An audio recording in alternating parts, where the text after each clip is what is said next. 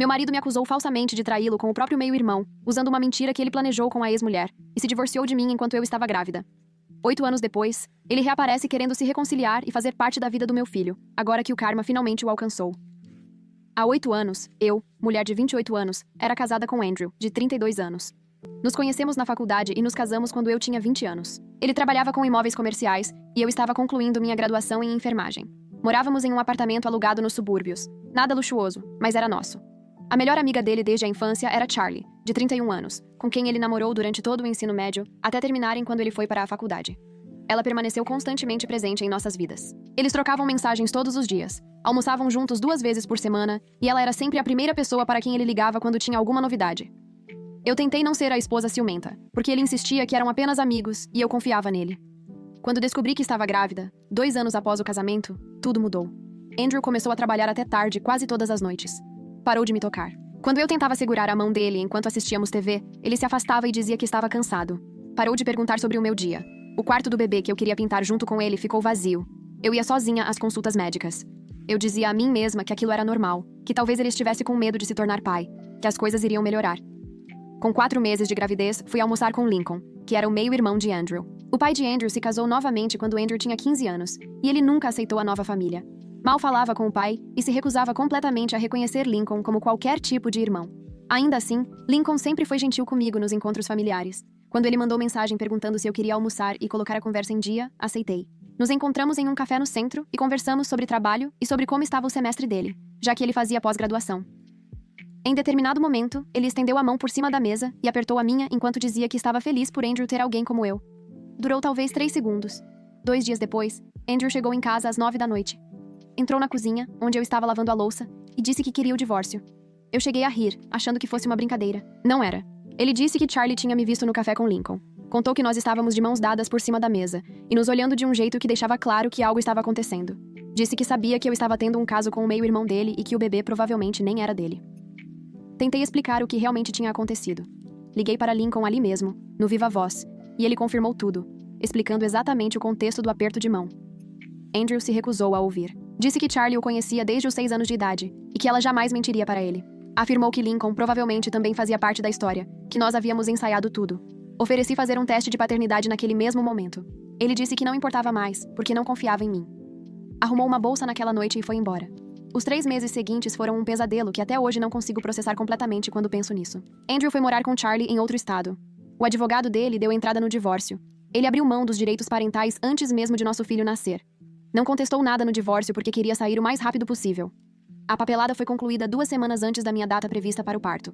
Ele assinou a renúncia de toda a custódia, toda a responsabilidade, tudo. Eu estava sozinha em um apartamento alugado que não podia pagar, com 7 meses de gravidez, sem marido e sem um coparceiro para criar o filho.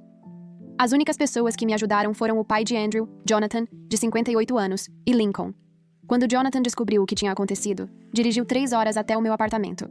Ele me ajudou a arrumar as coisas, ajudou na mudança e insistiu para que eu ficasse com ele até conseguir me reorganizar.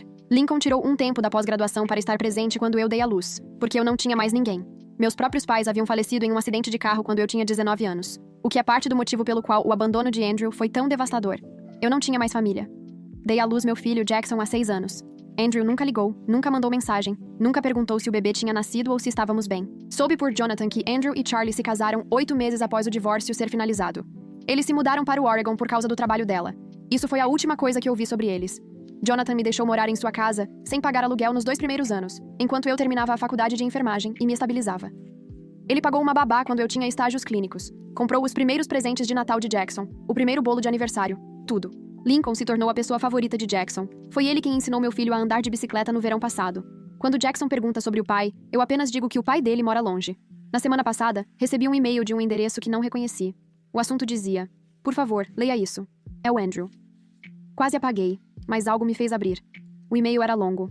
Andrew escreveu que precisava me contar a verdade antes que fosse tarde demais.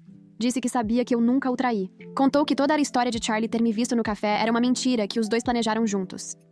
Charlie nunca tinha me visto em lugar nenhum. Eles inventaram tudo. Andrew explicou que quando eu engravidei, ele entrou em pânico porque não estava pronto para ser pai. Charlie vinha dizendo havia meses que ele deveria me deixar e ficar com ela.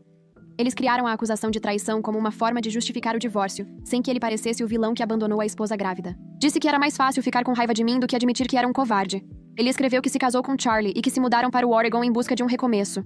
Disse que pensou em entrar em contato ao longo dos anos, mas nunca o fez por vergonha. Então, há 3 meses, Charlie começou a sentir dores intensas no estômago. Eles foram ao hospital e ela recebeu o diagnóstico de câncer de pâncreas em estágio 4. Andrew escreveu que a mãe dele morreu de câncer de pâncreas quando ele tinha 12 anos, o que eu já sabia, e que ver Charlie passar pela mesma coisa parecia um castigo do universo. O médico disse que ela talvez tenha apenas mais 6 meses de vida. Andrew disse que o diagnóstico do câncer o fez perceber que precisava limpar a consciência. Escreveu que não conseguiria enfrentar o que viesse depois desta vida, sabendo que destruiu a minha com base em uma mentira. Perguntou se eu poderia perdoá-lo. Disse que entenderia se eu não pudesse, mas que precisava perguntar. Depois escreveu que queria conhecer Jackson.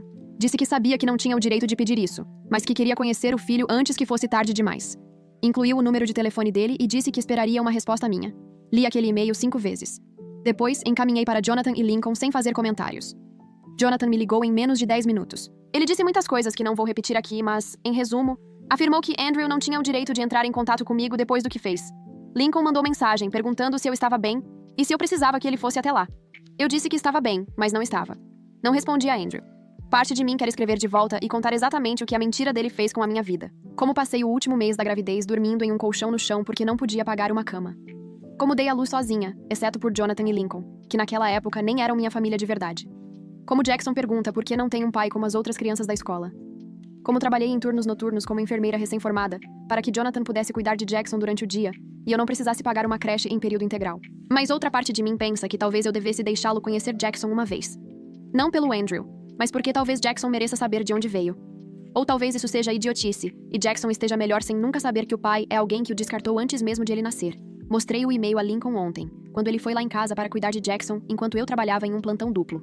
Ele leu e me devolveu o celular sem dizer nada por 1 minuto. Depois, disse que Andrew não pode simplesmente voltar como se nada tivesse acontecido só porque a esposa está morrendo. E, de repente, ele se arrependeu. Disse que as pessoas não ganham crédito por confessar crimes que cometeram 6 anos depois, quando isso se torna conveniente para elas. Jonathan ligou novamente esta manhã. Disse que apoiaria qualquer decisão que eu tomasse, mas que eu deveria pensar com cuidado se expor Jackson ao Andrew causaria mais danos do que benefícios. Ele me lembrou que Andrew não é apenas um estranho para Jackson. É alguém que escolheu ativamente não ser o pai dele. Ele disse: "Perdão é uma coisa, mas acesso ao meu filho é completamente diferente." Não tenho dormido muito esta semana. Toda vez que fecho os olhos, vejo aquele e-mail. Fico pensando em como toda a minha vida nos últimos 6 anos foi moldada por uma mentira que Andrew e Charlie inventaram porque ele não queria ser pai. E agora ele quer perdão porque o karma alcançou Charlie e ele está com medo. Não sei se eu deveria ser a pessoa maior aqui ou se tenho o direito de pedir que ele nos deixe em paz. Então, acho que minha pergunta é se estou errada por não responder e por não deixá-lo conhecer Jackson. Alguns colegas de trabalho dizem que todos merecem uma segunda chance e que guardar rancor só machuca a si mesmo. Mas isso não parece rancor. Parece proteger meu filho de alguém que já o abandonou uma vez. Atualização. Eu não esperava que esta publicação tivesse a repercussão que teve. Li todos os comentários e agradeço a todos que tiraram um tempo para compartilhar seus pontos de vista. Achei que deveria atualizar vocês sobre o que aconteceu, porque as coisas se intensificaram de um jeito que eu não imaginava. Depois que publiquei, passei mais uma semana indo e voltando nesse conflito. Reli o e-mail de Andrew provavelmente umas 50 vezes. Fiquei pensando no que seria justo para Jackson versus o que eu devia a Andrew. O que, olhando agora, foi uma forma estúpida de pensar, já que eu não devo absolutamente nada a Andrew. Mas eu fui criada para ser educada e complacente, e às vezes esse condicionamento é difícil de abandonar. Por fim, decidi que responderia ao e-mail de Andrew. Eu não iria deixá-lo conhecer Jackson, mas achei que poderia ao menos reconhecer a confissão dele. Passei 3 dias escrevendo e reescrevendo uma resposta. Queria deixar claro que não o perdoava e que ele jamais teria acesso a Jackson, mas também queria reconhecer que ele havia dito a verdade, ainda que com 6 anos de atraso. Enviei o e-mail numa tarde de terça-feira, depois do meu plantão no hospital. Andrew respondeu em menos de 1 hora. A resposta dele não foi o que eu esperava. Ele agradeceu por eu ter escrito de volta e disse que entendia minha decisão em relação a Jackson, mas depois escreveu que esperava que eu reconsiderasse quando tivesse tempo para processar tudo. Disse que Jackson merecia conhecer o pai, e que mantê-los separados era punir Jackson por algo que Andrew havia feito. Ele disse que queria estabelecer um cronograma regular de visitas, talvez fins de semana, uma vez por mês para começar. Escreveu que já havia consultado um advogado sobre as opções para restabelecer seus direitos parentais. Fiquei olhando aquele e-mail por um longo tempo. Então liguei para a advogada que cuidou do meu divórcio 6 anos atrás. Ela ainda tinha meu processo. Expliquei o que estava acontecendo e perguntei se Andrew realmente poderia recuperar os direitos parentais. Ela disse que no nosso estado, uma vez que os direitos parentais são voluntariamente renunciados, restabelecê-los é extremamente difícil e exige provar que isso é do melhor interesse da criança. Disse que o fato de Andrew ter esperado 6 anos e só ter entrado em contato quando a esposa atual ficou doente não cairia bem aos olhos de um juiz. Mas também disse que eu deveria me preparar para ele tentar mesmo assim, e que o processo seria caro e estressante, mesmo que ele perdesse. Encaminhei o segundo e-mail de Andrew para Jonathan e Lincoln. Jonathan me ligou imediatamente. Ele estava furioso de um jeito que eu nunca tinha ouvido antes. Disse que Andrew não tinha o direito de ameaçar com medidas legais depois de tudo o que fez. Lincoln mandou mensagem dizendo que iria até minha casa naquela noite e que precisávamos conversar sobre os próximos passos. Quando Lincoln chegou, trouxe impressões de mensagens de texto. Ele explicou que depois que Andrew me deixou 6 anos atrás, bloqueou todos da família, inclusive Jonathan. Mas Lincoln tinha guardado algumas conversas de texto de antes disso acontecer. Ele me mostrou mensagens em que Andrew dizia explicitamente a Lincoln que não queria ter nada a ver com o bebê e que Lincoln deveria parar de pedir que ele reconsiderasse. Havia uma mensagem em que Andrew dizia que não se importava se a criança algum dia soubesse quem ele era. Lincoln disse que guardou aquilo caso Andrew algum dia tentasse reescrever a história e que eu deveria entregar tudo à minha advogada. No dia seguinte, a mãe de Charlie, Fiona, 62F, me ligou. Eu nem sabia que ela tinha meu número. Ela disse que Charlie estava no hospital e que Andrew tinha contado a ela sobre os e-mails que havia me enviado. Fiona disse que entendia porque eu estava chateada, mas que eu precisava entender que Andrew estava passando por um momento difícil. Disse que Charlie queria conhecer Jackson antes de falecer. Afirmou que significaria tudo para Charlie ver o filho de Andrew ao menos uma vez. Ela disse: "Com certeza você poderia encontrar em seu coração a bondade de atender ao desejo de uma mulher que está morrendo." Eu disse a Fiona que Charlie ajudou Andrew a destruir a minha vida e que ela nunca conheceria meu filho. Fiona começou a chorar e disse que eu estava sendo cruel. Disse que Charlie cometeu um erro, mas que agora estava pagando por ele. Perguntou como eu podia ser tão insensível diante de alguém que estava morrendo. Eu desliguei. Naquela mesma noite, Andrew ligou diretamente para o meu telefone. Não atendi. Ele deixou uma mensagem de voz. Nela, disse que estava decepcionado com a minha falta de compaixão. Disse que tinha sido honesto comigo sobre o que aconteceu e que eu estava jogando isso de volta na cara dele. Disse que Jackson também era filho dele e que eu não poderia mantê-lo afastado para sempre. Disse que, se eu não respondesse em 48 horas, ele não teria outra escolha a não ser seguir por vias legais. Salvei a mensagem de voz e enviei para minha advogada. Ela disse que o tom ameaçador, na verdade, ajudaria o meu caso se ele tentasse me levar ao tribunal. Disse que eu deveria bloquear o número de Andrew e que toda a comunicação, a partir de agora, deveria passar por ela. Jonathan foi até minha casa na manhã seguinte. Ele se sentou à mesa da minha cozinha e me contou algo que nunca havia mencionado antes. Disse que quando Andrew nasceu, a mãe dele, Julie, teve depressão pós-parto. Jonathan não entendia o que era aquilo na época, e eles não buscaram ajuda. Julie lutou por meses, e Jonathan não foi solidário da maneira que deveria. Disse que quando Julie ficou doente de câncer anos depois, Andrew culpou Jonathan por não ter estado presente quando a mãe dele mais precisou. Jonathan contou que Andrew se afastou emocionalmente dele depois que Julie morreu, e nunca mais permitiu que ele se reaproximasse de verdade. Foi por isso que o relacionamento deles já era tão distante quando eu me casei com alguém daquela família. Jonathan disse que estava me contando tudo isso porque queria que eu entendesse que Andrew tem um padrão de fugir quando as coisas ficam difíceis e depois culpar outras pessoas quando as consequências o alcançam. Ele fugiu da depressão de Julie. Fugiu de mim quando engravidei, e agora estava fugindo da doença de Charlie, tentando criar alguma história de redenção com Jackson. Jonathan disse que eu não deveria permitir que Andrew fizesse com Jackson o que fez com todas as outras pessoas da vida dele. Perguntei a Jonathan se ele achava que eu estava sendo dura demais. Ele me olhou como se eu tivesse dito algo absurdo. Disse que proteger Jackson de alguém que o abandonou não era crueldade. Era o meu dever como mãe. Disse que Andrew fez a escolha dele 6 anos atrás, e escolhas têm consequências. Naquela noite, depois que Jackson foi dormir, bloqueei o número de Andrew. Bloqueei também o número de Charlie e o de Fiona, mesmo sem nunca tê-lo salvo. Enviei para minha advogada cópias de tudo, inclusive as mensagens antigas de Lincoln. Ela disse que enviaria a Andrew uma notificação extrajudicial, exigindo que ele parasse de entrar em contato comigo diretamente, e informando que qualquer comunicação futura deveria passar pelo escritório dela. Ontem, recebi um pedido de amizade no Facebook de uma conta que eu não reconhecia.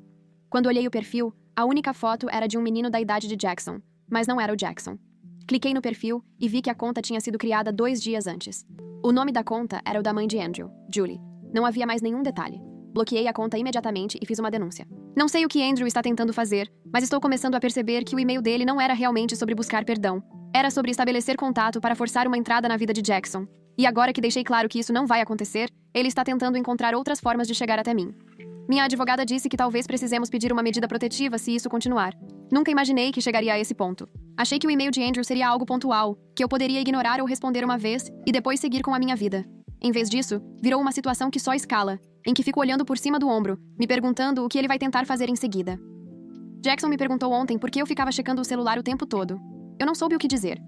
Ele tem 6 anos e não sabe, de forma concreta, que o pai existe. Como explicar que a pessoa que o abandonou antes mesmo de ele nascer, agora está tentando se impor na nossa vida? Eu apenas disse que o trabalho estava corrido e que eu estava esperando uma mensagem do meu chefe. Jonathan começou a vir aqui com mais frequência.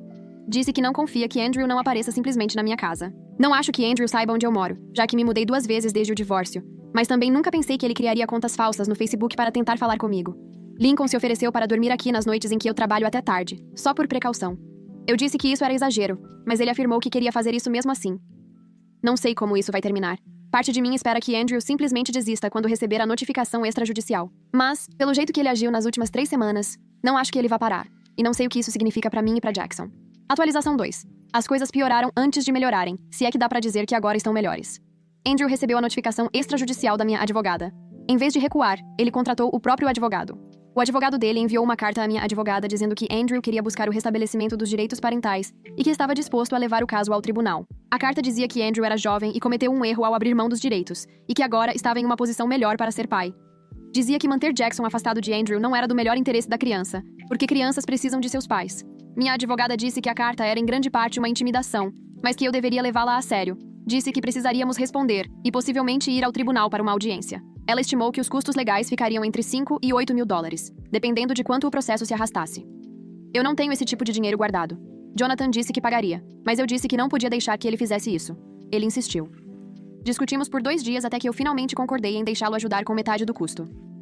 Enquanto tudo isso acontecia, descobri por meio de Lincoln que o estado de Charlie tinha piorado. Ela havia voltado para o hospital, e o médico disse que provavelmente lhe restavam menos de 3 meses. Lincoln soube disso pela mãe dele, que soube por Jonathan, que soube por algum amigo em comum da família de Andrew. Não sei por que precisei saber dessa informação, mas ela me fez entender o cronograma com o qual Andrew estava trabalhando. Ele não estava apenas tentando conhecer Jackson antes de Charlie morrer. Ele estava tentando estabelecer direitos legais sobre Jackson antes que isso acontecesse. 2 semanas depois de o advogado de Andrew ter enviado a carta, eu estava no trabalho quando a recepcionista do hospital ligou para o meu setor. Ela disse que havia um homem no saguão perguntando por mim. Disse que ele alegava ser meu ex-marido e que precisava falar comigo sobre uma emergência envolvendo nosso filho. Desci até o saguão e lá estava Andrew. Eu não o via havia 6 anos. Ele parecia mais velho e cansado. Havia olheiras profundas sob os olhos. Ele se levantou quando me viu e começou a andar na minha direção, mas ergui a mão e disse para ele parar. O segurança próximo à entrada ficou mais atento. Andrew parou. Disse que só queria conversar cara a cara. Disse que todos aqueles advogados e cartas estavam atrapalhando o que realmente importava, que era Jackson. Disse que cometeu um erro terrível 6 anos atrás e que queria consertar as coisas. Disse que tinha vindo de avião do Oregon só para me ver e que com certeza eu poderia separar 10 minutos para ouvi-lo. Eu disse que ele precisava ir embora. Ele disse que não sairia até que eu o ouvisse. Falei ao segurança que aquele homem estava me importunando e que eu precisava que ele fosse retirado do prédio. Andrew começou a elevar a voz. Disse que eu estava sendo irracional e que Jackson também era filho dele. Disse que tinha direitos. O segurança pediu reforço e mais 2 seguranças saíram do escritório nos fundos. Eles escoltaram Andrew para fora enquanto ele gritava que eu não poderia mantê-lo afastado do filho para sempre. Voltei para o andar de cima tremendo. Minha supervisora me mandou para casa mais cedo. Liguei para minha advogada do estacionamento e contei o que tinha acontecido. Ela disse que isso, na verdade, era bom para o nosso caso, porque mostrava que Andrew estava disposto a me assediar no meu local de trabalho. Disse que eu deveria registrar um boletim de ocorrência. Fui até a delegacia e passei 2 horas prestando depoimento sobre tudo o que havia acontecido desde o primeiro e-mail de Andrew. O policial que registrou meu relato disse que eles não poderiam fazer muita coisa a menos que Andrew realmente me ameaçasse ou cometesse algum crime, mas que ter o registro em arquivo ajudaria caso eu precisasse pedir uma ordem de restrição mais tarde. Ele me deu um número de ocorrência e disse para eu ligar imediatamente se Andrew aparecesse em qualquer outro lugar. Quando cheguei em casa, Lincoln estava lá com Jackson. Jonathan tinha ligado para ele depois que eu mandei mensagem dizendo que saí do trabalho mais cedo. Jackson estava na sala assistindo a desenhos animados. Lincoln me puxou para a cozinha e perguntou o que tinha acontecido. Contei tudo a ele. Ele disse que iria ligar para Andrew e mandar que ele recuasse, mas eu disse que não. Que qualquer contato com Andrew precisava, a partir de agora, passar pelos advogados. Naquela noite, depois que Jackson foi dormir, fiquei sentada no escuro da sala por um longo tempo.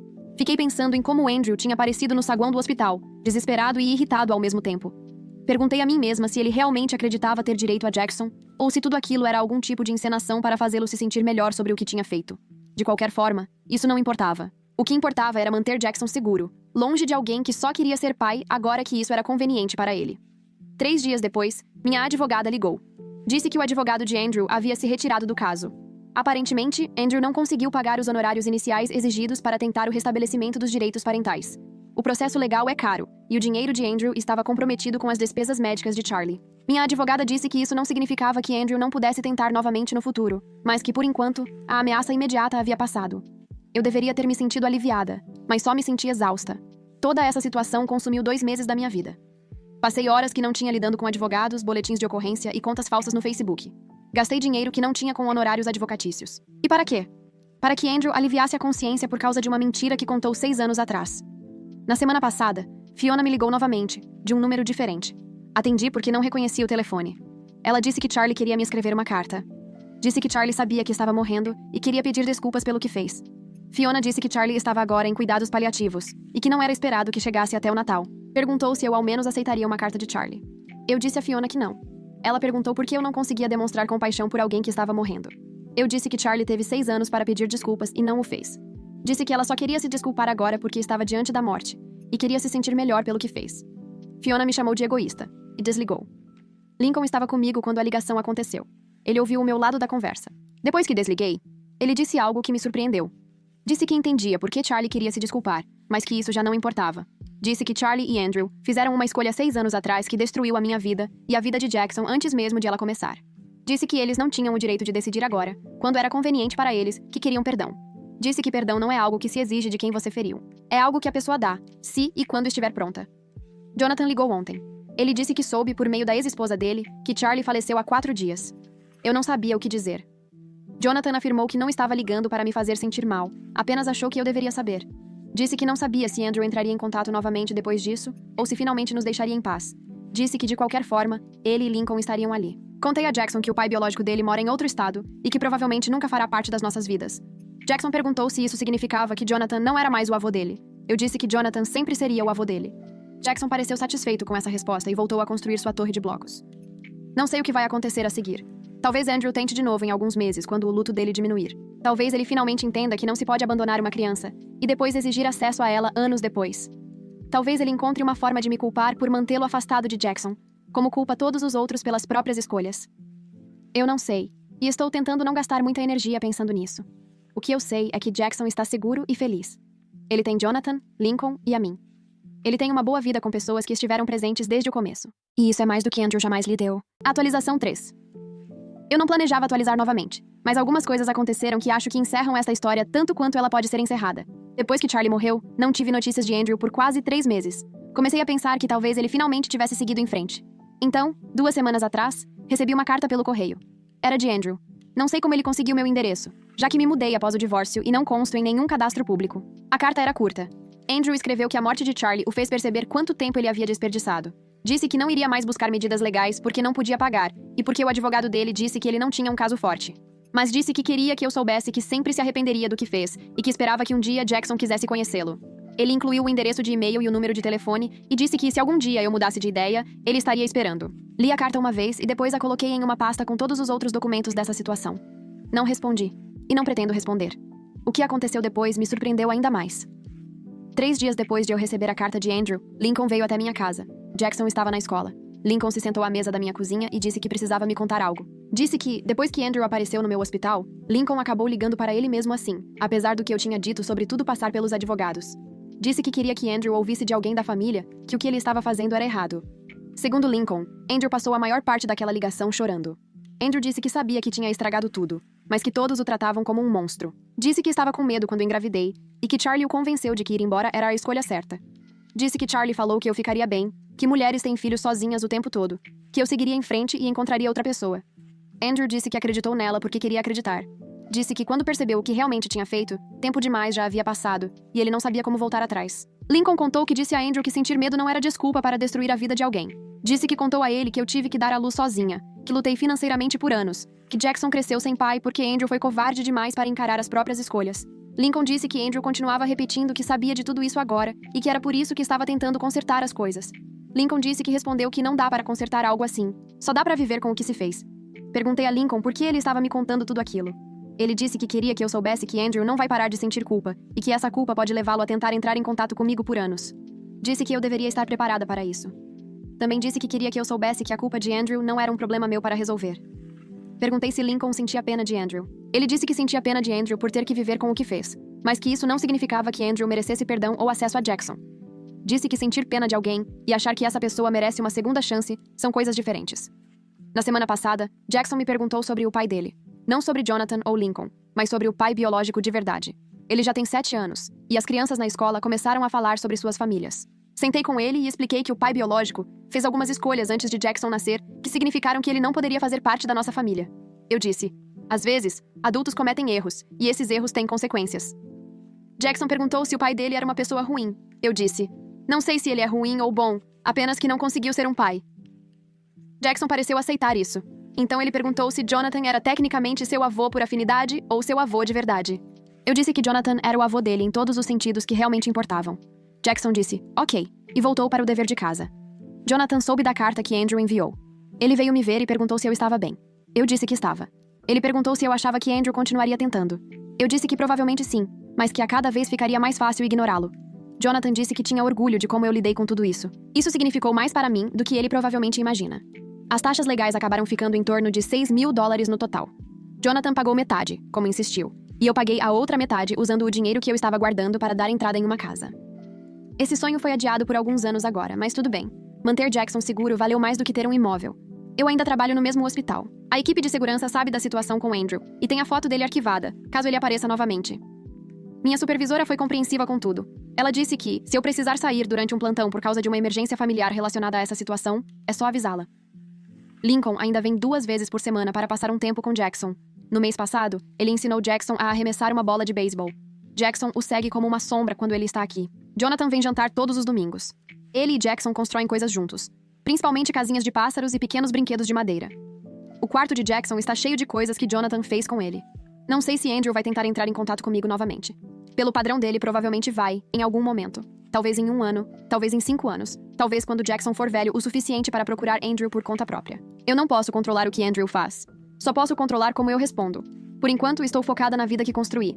Tenho um emprego estável, um bom lar e pessoas que estiveram ao meu lado e ao lado de Jackson desde o começo. Andrew teve 6 anos para fazer parte disso, e escolheu não fazer. Ele não pode escolher diferente agora só porque as circunstâncias dele mudaram. Alguém comentou no meu primeiro post que encerramento é um mito e que algumas coisas simplesmente terminam sem resolução. Penso muito nisso. Essa situação não tem um final organizado em que todos aprendem uma lição e seguem em frente como pessoas melhores. Andrew vai viver com a culpa dele. Eu vou viver com as consequências das escolhas dele. Jackson vai crescer com perguntas que eu não consigo responder completamente. É assim que é. Não estou mais com raiva, o que me surpreende. Fiquei com raiva por muito tempo, mas a raiva consome energia. E eu preciso dessa energia para outras coisas agora. O que sinto, em vez disso, é uma espécie de aceitação cansada. Andrew destruiu algo 6 anos atrás que não pode ser consertado. Ele sabe disso. Eu sei disso. E eventualmente Jackson também vai saber. E todos nós vamos ter que conviver com isso. Não vou atualizar novamente, a menos que algo muito sério aconteça. O que espero que não aconteça. Obrigada a todos que comentaram e deram conselhos. Isso ajudou mais do que vocês imaginam.